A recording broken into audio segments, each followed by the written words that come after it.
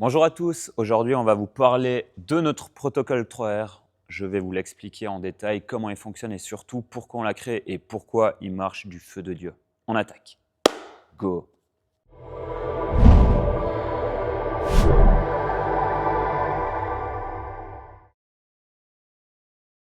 Ce protocole a été pensé pour toutes les personnes qui souffrent de douleurs chroniques ou même de pathologies aiguës. On l'a créé sur la base de notre formation de physiothérapeute ainsi que de toutes les connaissances et formations qu'on a développées par la suite, de toutes les observations qu'on a eues au cours de ces dernières années sur le terrain et des expériences qu'on a pu faire. Et évidemment, on l'a nous-mêmes testé et du coup, au vu des résultats que ça nous a donné, on s'est dit, bon, là, on tient quelque chose de plutôt pas mal du tout. Donc, pourquoi pas le créer et même l'améliorer. L'idée dans ce protocole, c'est de commencer par amener des exercices spécifiques à la personne en termes de relâchement, donc tout ce qui est étirement par rapport à la zone problématique. Car quand vous avez des douleurs, que ce soit chroniques ou aiguës, il y a toujours une zone qui sera problématique et une zone symptomatique. Ce qui est traître, c'est que de manière générale, vous avez mal à une zone, que ce soit l'avant de l'épaule, ce qui vient très souvent l'avant de l'épaule, le fond du dos ou les genoux, mais ces zones qui sont en souffrance subissent simplement des contraintes mécaniques venant d'ailleurs.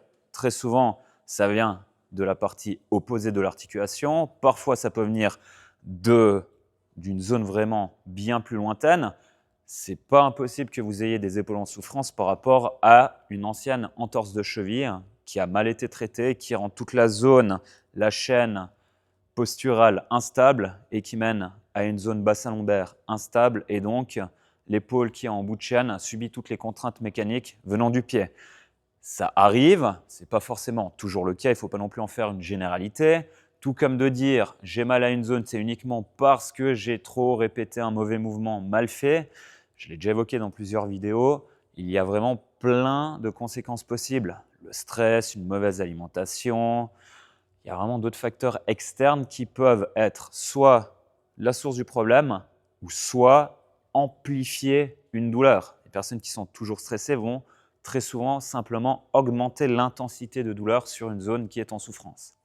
Donc nous, l'idée, c'est vraiment de traiter la partie mécanique à l'état pur et amener un équilibre global, car c'est jamais une seule zone en particulier qui est en souffrance. Nous d'ailleurs, dans notre métier, ça nous arrive, on traite une épaule droite qui peut être douloureuse. À la fin du traitement, la droite est nickel. Par contre, la personne elle arrive et elle nous dit « mais vous avez fait quoi? Vous avez déplacé une douleur, maintenant c'est la gauche qui me fait mal ».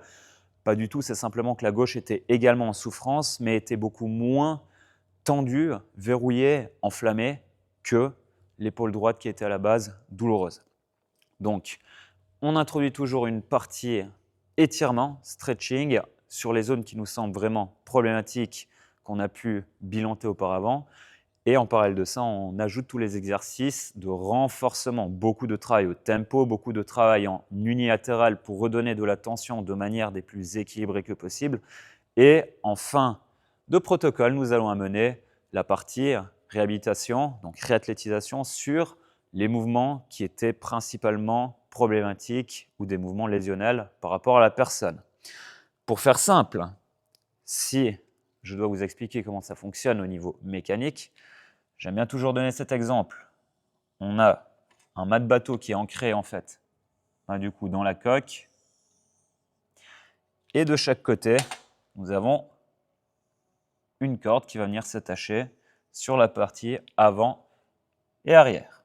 Donc, notre mât est simplement l'articulation. On va prendre un exemple, les lombaires. Vous avez la troisième, la quatrième lombaire, notre mât, cinquième, qui viennent se rattacher du coup dans la coque du bateau. Nous avons des muscles donc à l'avant, des muscles à l'arrière. Pour maintenir un bon équilibre et donc vivre sans douleur, on est censé avoir 100% de tension musculaire qui proviennent du coup de l'avant et 100% de tension musculaire qui proviennent de l'arrière. Jusque-là, ça paraît vraiment simple. Sans avoir cette tension basique qui maintiennent du coup nos structures à l'avant et à l'arrière en équilibre, vous aurez des personnes hyperlaxes, qui se retrouveront peut-être avec un 50-60% de tension de manière équilibrée avant-arrière, n'auront pas tout de suite de l'inflammation, des douleurs qui vont apparaître. Par contre, avec les années, ça va être des problèmes d'arthrose, vu que si le mât commence à se balader vers l'avant et vers l'arrière parce qu'on manque vraiment de tonus, on va se retrouver avec des blessures et des lésions liées à de l'usure à cause de tous les micro-mouvements qu'on va simplement subir. Problème opposé, le 80% du cas de figure qui arrive, c'est la personne qui se prend une pétée, soit elle prend un choc, soit elle tombe, soit elle exécute mal un mouvement. À un moment donné, elle se rattrape, elle fait de la gym suspendue à la barre, elle glisse, elle se rattrape juste d'une main, elle a le bras qui subit une énorme distension au niveau musculaire, articulaire et tendineux. Et donc, à ce moment-là, dès qu'on a un choc, un traumatisme, on va se retrouver avec un déséquilibre. Si vous prenez une pétée à l'arrière, l'onde de choc va venir mettre de la tension sur la partie avant. Je ne vais pas rentrer dans les détails, mais en gros, ça se passe comme ça. On va se retrouver à l'avant avec d'un seul coup 130% de tension à la place des 100%. Qu'est-ce qui va se passer? On va se retrouver avec notre mât qui aura tendance à partir du coup vers l'avant. Vous aurez quoi? Des tensions à l'avant, mais les douleurs vont se répercuter au niveau du dos. Parce que s'il y a tout qui vous tire en avant, ça va amener votre bassin en antéversion, ça va le tirer en avant. Donc ce sont des personnes, quand on va les regarder droite dans l'axe, elles vont venir vers nous avec des douleurs de dos, elles auront tendance à marcher vers l'avant avec un bassin qui sera fortement antéversé en avant.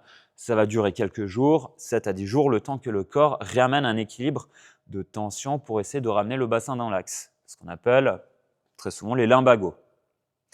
La personne, pendant ces 7 à 10 jours, va simplement essayer de ramener petit à petit le mât dans la partie centrale. On a deux possibilités de la ramener dans une partie centrale. Soit on étire la partie, ou on traite la partie qui a été verrouillée pour la faire passer de 130% à 100% de tension pour ramener un équilibre au niveau de la chaîne musculaire et articulaire. Soit, si vous ne faites rien, le corps va simplement compenser en augmentant de plus 30% la tension qui est à l'arrière. Notre mât qui était en avant, c'est-à-dire notre bassin qui était antéversé, va venir de nouveau se placer dans l'axe, mais par contre, on va se retrouver avec 130% de tension à l'avant, à l'arrière. On ne fait rien, quelques mois après, quelques années après, il y a de nouveau un événement qui fait que la douleur se réveille à nouveau. Même sans faire de mouvement forcément traumatique, on a une douleur qui se manifeste. Ce qui va se passer, c'est que le corps n'est pas fait pour subir 60%, donc 30 plus 30% de tension en trop au cours de l'année. Et donc, ça va être au niveau de la zone d'ancrage qui est votre partie lombaire. L3, L4, L5, S1, donc la partie vraiment fond du dos. Et vous arrivez avec 2 points, un point dans le dos, des douleurs en barre, ça part en sciatalgie et vous avez des douleurs de dos qui apparaissent du jour au lendemain sans comprendre pourquoi. Et là, en fait, la problématique, c'est que vous avez simplement beaucoup trop de tension qui vient écraser du coup l'articulation au niveau du disque et ça nous entraîne un mécanisme dernier discal, donc le noyau qui va être expulsé à l'avant en direction du coup de notre tronc nerveux et c'est là qu'apparaît le début des emmerdes. Et vous allez faire quoi? Vous avez votre grosse barre au fond du dos, vous allez voir votre physio, votre ostéo, votre kiné, peu importe, et vous allez lui demander de vous traiter la partie lombaire. Le problème, c'est que si vous avez un gros niveau d'instabilité qui est dû à ce surplus de tension qui est à l'origine antérieure, donc à l'avant, et que vous avez les 2 barres dans le dos qui sont là pour rattraper le surplus de tension que vous avez à l'avant, en fait, vous allez vous faire masser une zone qui est effectivement béton, mais si elle est béton, ce n'est pas sans raison. N'oubliez pas une chose, dans le corps, rien n'apparaît sans raison. Si la zone lombaire est tout le temps béton, que vous faites masser, vous faites traiter les lombaires et que 3-4 jours, une semaine après, les douleurs, les tensions reviennent, c'est simplement que ces tensions sont là pour protéger votre dos du surplus de tension qui vient de l'avant. Donc c'est complètement idiot d'aller traiter une région musculaire qui est là en protection pour éviter d'avoir d'autres problématiques qui ressortent. D'ailleurs, en général, vous traitez sur des semaines, voire des mois ces personnes-là. Peu de temps après, les douleurs sont encore plus fortes, vous allez faire une IRM et puis comme par magie, on a une hernie discale qui est dehors et puis la personne va devoir se faire opérer. C'est simplement le thérapeute qui a mal fait son travail. Mais bref, ce mécanisme-là va simplement, au fil des années, s'empirer si vous ne faites rien. Donc, plus vous continuez à bouger, plus vous risquerez d'augmenter le niveau de tension. Un beau jour, vous faites un autre mouvement de trop, vous rebloquez le fond du dos, on passe de 130 à 160% de tension. Vous vous retrouvez de nouveau en période avec le bassin qui bascule en avant et on repart dans ce schéma où soit c'est la partie arrière qui augmente encore plus le niveau de tension pour ramener le bassin dans l'axe, soit vous décidez de travailler intelligemment et d'aller faire traiter cette zone qui est problématique. On arrive dans ce cas de figure, on a 160% de tension à l'avant et 160% de tension à l'arrière, ce qui nous donne un 120% de tension en trop. Là où vous aurez mal, fond du dos, mais pas que. Vous pourrez potentiellement développer des douleurs dans l'aine, au niveau des zones d'attache de ces muscles antérieurs qui ont été verrouillés, ou des douleurs au niveau de la partie postérieure des fessiers. On va se retrouver avec potentiellement un syndrome du pyramidal, des tendinites ou autre merde du genre. Mais en réalité, avec ce niveau de tension beaucoup trop élevé, l'hernie risque effectivement de sortir, des canaux lombaires étroits, mais vous avez également beaucoup trop de tension dans les zones d'attache. Et donc là, vous allez voir vos médecins et on va vous parler de tendinite. Le problème, c'est que cette pseudo-tendinite est simplement là en raison du surplus de tension qui est là depuis des années et des années, chose que vous n'avez jamais fait traiter auparavant. Et vous allez voir votre thérapeute et effectivement, il y a toute la zone qui est complètement béton. Et là, la problématique, c'est de savoir qu'est-ce qui était là en premier. Et c'est là où on retrouve vraiment le talent des bons praticiens qui savent exactement savoir où était la problématique. Et donc, on va chercher à traiter le problème avant la conséquence. Pourquoi je vous parle de ça? Parce que vous avez mal au dos, vous avez tendance à tout le temps aller faire des étirements du pyramidal, l'arrière des cuisses, le fond du dos, parce que c'est le dos qui vous fait mal. Donc là, tout ce que vous êtes en train de faire, c'est de simplement amplifier une problématique qui est déjà préexistante. Et donc, tant que vous n'aurez pas compris qu'il faut aller traiter la cause du problème, donc le problème et non pas le symptôme, en fait, vous allez que faire de répéter le mécanisme jusqu'au jour où l'hernie est tellement proéminente, opération. Je parle là de cette zone du dos. C'est exactement la même problématique au niveau des épaules. Les personnes qui ont 1, 2, 3 fois par année, par période, je fais un cycle de force ou tu sais, ça m'arrive chaque année, j'ai 2 fois, 3 fois dans l'année l'épaule qui me fait mal. En fait, c'est juste pas normal du tout. C'est simplement que les lésions sont toujours de plus en plus présentes et de plus en plus volumiques. Donc, en fait, on enflamme et on crée des lésions de plus en plus importantes. Et plus on va dans l'âge, pire c'est à réussir à traiter et à guérir. Donc, quand vous avez une problématique, je prends l'exemple standard, une entorse, vous laissez traîner 1 semaine, 10 jours, et d'un coup, vous recommencez à bouger sans douleur. C'est le pire truc à faire. Allez vous faire traiter. Vous avez une lésion qui est présente à un moment T. Ce n'est qu'une question de temps avant que vous ayez une douleur encore plus forte qui ressorte des mois, voire des années plus tard. Mais en général, quand ça ressort des années plus tard, c'est que la problématique a été ancrée, installée au niveau cellulaire. Les lésions sont tellement importantes que pour revenir en arrière, il faut vraiment prendre le temps de faire un gros travail, du coup, autour de cette zone problématique. Mais comme je vous ai parlé, une épaule enflammée peut venir d'une cheville qui a été entorsée, donc qui a été problématique des années auparavant. Le plan de réhab ne va pas consister à uniquement travailler sur la zone de l'épaule, mais de travailler sur la zone du bassin et la zone du pied. L'idée, c'est de rééduquer toutes les chaînes musculaires antérieures, postérieures, croisées, spirales, etc., etc. Donc de vraiment tout rééduquer au travers d'exercices spécifiques par rapport à ce que la personne a besoin de travailler. Le protocole qu'on a mis en place va simplement avoir pour but de cibler du coup les parties problématiques qu'on va essayer d'étirer et de renforcer du coup toutes les zones qui sont faibles et qui passent leur temps à compenser autour de ça. Que ce soit des douleurs chroniques d'épaule, des douleurs de cervicalgie, des genoux qui emmerdent, des problèmes au niveau de la hanche, que ce soit des lombalgies ou autres, peu importe la problématique, peu importe la terminologie ou le nom que votre médecin va donner à votre articulation qui est en souffrance, vous pouvez appeler ça tendinopathie, tendinite, boursite, épitrocléite, épitendinite. On peut sortir des noms à tout va. La problématique à la base reste la même. Il y a un déséquilibre musculaire en quelque part et l'idée, c'est de venir réamener un équilibre. On ne va pas rééduquer le truc en amenant un 120, 120, 140, 140, en amplifiant la problématique. On va simplement cibler là où c'est trop tendu pour relâcher, là où c'est pas assez tendu, où on va redonner de la tension.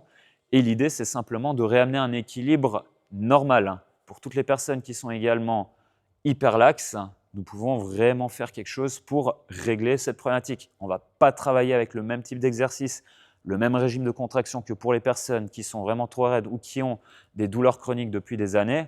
À chaque cas, ces exercices, à chaque cas, ces étirements spécifiques. D'ailleurs, on l'a spécifié dans nos protocoles, vous ne pouvez pas faire des étirements que vous voyez sur Internet, que vous pensez faire dans un objectif de traiter un problème. Si vous ne savez pas où c'est problématique, ne faites pas les choses pour les faire. Allez vous faire consulter ou écrivez-nous.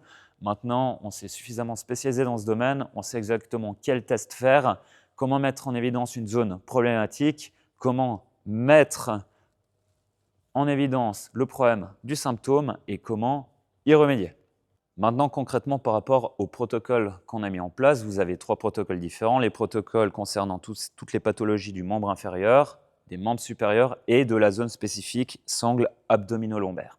Ces protocoles sont conçus sur une période de 4 semaines à raison de minimum 2 fois par semaine que vous pouvez répéter un peu plus si vous avez le temps, avec peu de matériel pour pouvoir également le faire à la maison, avec beaucoup de tempo. Ce sont des séances qui durent environ 45 minutes à 1 heure de temps. Ce sont des protocoles généraux qui vont avoir un très bon effet pour le 80% des personnes qui ont des problématiques qui sont là depuis quelques mois, voire quelques années. Par contre, si la problématique est préexistante depuis des années, que c'est vraiment un problème qui nécessite potentiellement une opération en ayant eu le rapport avec le médecin, là, à ce moment-là, ça va nécessiter un bilan visio. On va vous demander de faire plusieurs exercices. On va bien vous bilanter, essayer de trouver la zone problématique et aussi travailler sur l'environnement. Si on peut vous apporter des clés pour améliorer votre gestion de stress,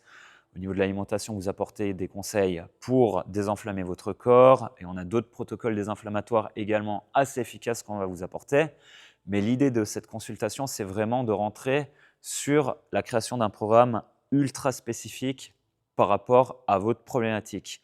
On n'a pas réinventé la poudre, par contre, on a vraiment mis en place une structure d'exercice, d'étirement spécifique aux problématiques que la plupart des gens, en fait, y font face. Si vous vous sentez concerné par la problématique, n'hésitez pas à aller consulter notre site internet. On a tout mis en ligne. Et si vous avez des questions, si vous ne savez pas comment ça va se passer, si vous pensez que votre cas est vraiment unique et très compliqué à gérer, n'hésitez pas à venir nous écrire. Ce sera vraiment un plaisir d'échanger avec vous et d'essayer de trouver ensemble une solution par rapport à votre problématique. J'espère vous avoir apporté des pistes supplémentaires par rapport à la compréhension des mécanismes d'inflammation, de déséquilibre et de douleur. Merci beaucoup pour votre écoute et on se retrouve la semaine prochaine. Bye bye!